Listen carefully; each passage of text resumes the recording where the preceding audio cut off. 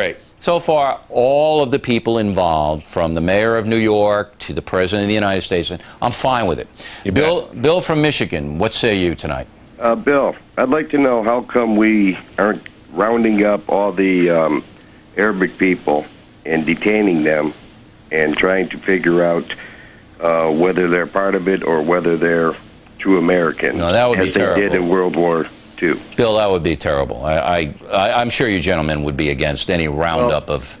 The way we look at it, this is a different war. This is fought a different way. This is a terrorist act, and it's going to continue. We should know who lives within our borders. Well, go ahead, Bill. Colonel.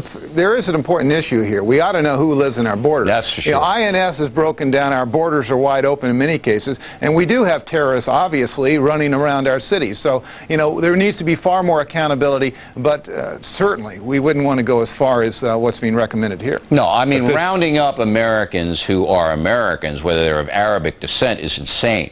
I'm not. If you want to review green cards and visas of people who are here, I'm for that.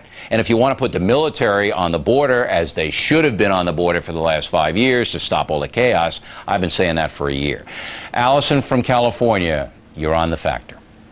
When we find out who and where the perpetrator of this attack is, do you think President Bush will declare war, or what? What do you think, Mr. Bennett? I think he will. I hope he does before that. I hope Congress will before that. You can declare war against the Islamic Jihad. You can declare war against radical and militant Islam and all their associates. You can wait. You know, wait a week, wait 2 weeks. As long as he acts and acts in a way that makes it unequivocally clear that we are not putting up with this. This is what we have not had in the past and what we very much need to have in the future. I was checking the history books. It's interesting. It took us 55 days to get from Pearl Harbor to the Marshall Islands. You know, that's a fair amount of time. I don't think we need 55 days to act on this one. My guess is we'll know a lot sooner than that and be able to act sooner than that. Yeah, he needs to act. People need to pay the price. These leaders need to be killed, destroyed. These bases need to be wiped out. It needs to be a disproportionate response. And that, by the way, is not an irrational response. That's a rational response. That's what civilization does in its defense. All right. Colonel, do you concur with that? Would you make a declaration of war in a broad area against Islamic terrorists? Bill, he doesn't need a declaration of war, but I think for the culture, it would send a very clear message there. This isn't kids' play. We have to get serious. It's something we see long term. You know, the president, within his own authority, can bomb, you know, say the Taliban, should he decide to, and he can send in the Delta Force and take out a couple of camps. But the bigger issue here, obviously, is do we send a clear message across all the nations of the world that the U.S. will not tolerate this heinous act, and if anyone else out there wants to follow and copycat, they too will wreak the results that we are perhaps going to do in Afghanistan. All right. Bill Bennett, if the president declares war on Islamic terrorists, does that mean he has to declare war on Libya, Iran, Syria, and perhaps some of the other Arab countries along the Gulf, where we know training facilities for these Islamic terrorists exist? Does he have to declare war on those countries? He certainly, I think, then is within bounds, once he does that, to take action against those countries. Whether he wants to take action against those countries completely or just against those facilities is a matter then of judgment. And I think we can make those judgments. There are places in the countries you mentioned that we should go after and go after now, and there's no reason we should hesitate. I don't think we have to go in and take out the whole country. I don't think that's necessary. I don't think that's what the situation requires. But I think all these guys should be on notice that they are enemies of the United States because of their support and harboring of this kind of terrorism. The larger the general consternation here among our enemies, I think the better it is. We have a credibility gap. You know, we've talked about a credibility gap at home in the past. We have a credibility gap abroad. I don't know. Well, of course, all your viewers saw people smiling and celebrating at the destruction in the United States.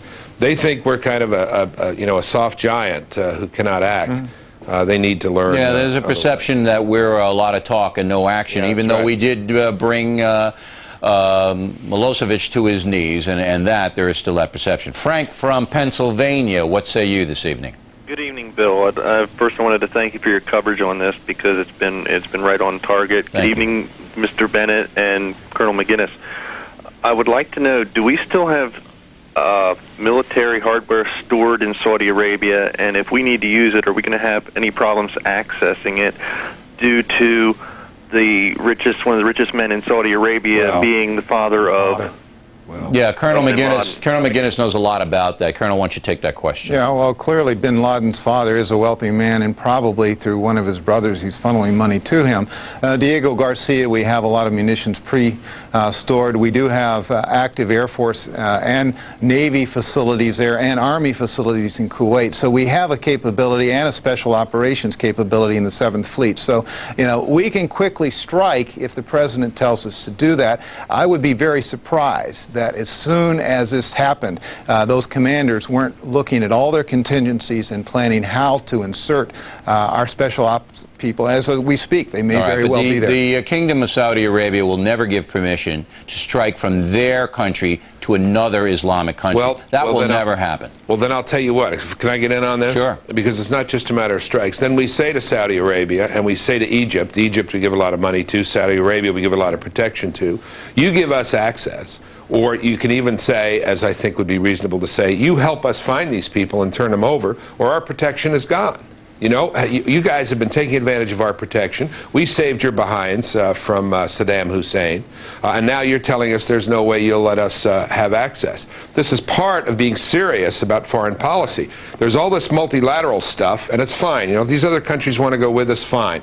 I think it's great, you know, the model of the Gulf War. But we are the United States of America. If something's going to happen in the world, it's going to be because of the United States. Yeah, but you know, Mr. Bennett, the one Achilles heel that we have, and you can thank the Clinton administration for a lot of this, is that we're dependent on the Arabs for oil. 60% of oil comes from there. And they can destroy our economy by putting up an oil embargo. So we can rattle the saber, but in the reality, they have a very, very big sword right over our neck. Yeah, but Bill, Bill, consider the fact that the Saudi royal family is basically has to depend upon the U.S. Osama bin Laden is far more popular amongst the Saudi people than the royal family. There's great hatred there. They hate the Saudi royal family because the U.S. is operating out of there. What benefit would it be for them to say, no, you can't go after our worst enemy? No, they're going to let us do that if there's not another ingredient here. And there may be, but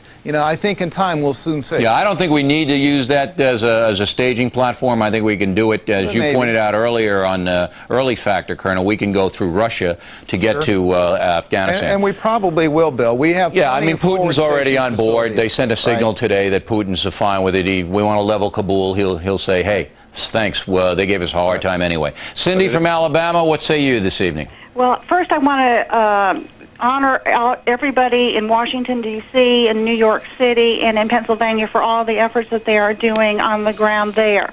But I am appalled that I do not see wall-to-wall American flags throughout the cities, throughout the nation, to support everything that is being done and for our belief and our patriotism and all of the wonderful freedoms that we have here in the United States. And I think that that would show any of our enemies that we are not going to tolerate any of this, and that the people of the United States are behind our government, and we are a power to be reckoned with. All right. Well, that's a good idea. I said that earlier on the factor that it would be great to display the flag for the next week or two. Now, Bill Bennett, do you see a rise in patriotism? I mean real patriotism, not what we were talking about a few moments ago. Yeah, we're mad now, but in 3 weeks we'll be back to Monday Night Football and McDonald's, and this will just be a distant memory. Do you see a lasting patriotism rising from this? It could. I mean, that's a good question. We know, again, the clarity of the moment is unmistakable. But will it last? I was very taken with the mother of that young man, Mark Hoagland, I think, the young man on that plane that went down in Pennsylvania, when she said, if my son helped to subdue that terrorist pilot and bring that plane down, I'm so proud of him. And from the response I'm getting, the letters and phone calls, she said, I think it is a rebirth of patriotism. If my son's life can be the beacon, the flame that lights patriotism the fire of patriotism, then it will not have been in vain. Maybe so, but you're right, Bill. This just can't be the reaction of the minute. This has to be something that's long and deep, and that we understand. It's not just a matter of us, rattling sabers, invading places. No, we have to become being tough. Interested in our country again. That's right. We And have to become less selfish. And it may mean something about oil prices, too. It may mean some sacrifice. It may mean other things. We do have to sacrifice, and we have to conserve, and we have to look at the big picture, and we can't have the caribou running around. I mean, we have to do what's good for everyone in America. We have to stop this fractionalization that has started in political ideology, in economics, in race. We have it, and we've got to stop all that, because if we don't, as the Colonel pointed out, this is not going to be the last time this happens. This is a warning shot across our bow. Frankie from Ohio, you're on The Factor this evening. Yes, first, Bill, we love your show, and another thing, we were very happy to hear that you were safe, and we were very sad about Barbara Olson. Right. She had a lot of heart and soul. Number one, I believe that America has just paid a huge, huge price. We've whined and cried about, it taking an extra 2 hours to get on an air flight. We go to other countries, we're confronted with guards with guns in just about every airport we go to. And my name is Frankie, not June Cleaver. We have to catch up to the year that it is and understand we're going to have to deal with some people with guns on our planes and guns in our airports. Well, that's okay with me. So that we're safe. That's fine with me. I think the Sky Marshals have got to come back. They should be paid for by the federal government. There's no reason on earth why we can't set aside one seat on every airliner for a bodyguard for the people on the plane. And we also have to make those doors impenetrable to the cockpit. That's easy to do. There are things that we can do that we don't have to get hysterical and break down the whole system. It's bad enough as it is. Nancy from Washington, what say you this evening? Nancy, are you there? Yes, I am. All right. What's on your mind? Well, I'm a retired radio news person, and one aspect of this, like most of America, I've been glued to media coverage for the past couple of days. I understand the focus on airline security, but as Bob McGinnis referred to earlier, what about the possibility of terrorist factions that are already in place and the very real threat of the use of biological weapons? All right, Colonel, you want to address that? Are you confident that the United States intelligence agencies and the military have the capability to protect us from that? No, I'm not, Bill, and I've been thinking about that and speaking out about that for a number of years. I was surprised that this was truly the first major national terrorist act, and it came in the way it did. I expected it to be some sort of biological or chemical agent vis-a-vis like what happened in Tokyo a decade ago. We have in the hands of people like Saddam Hussein and Omar Gaddafi, these types of materials. They have the means of delivering them, and even worse, there are unfortunately displacement and movement of some nuclear material. So we have some real problems we have to deal with.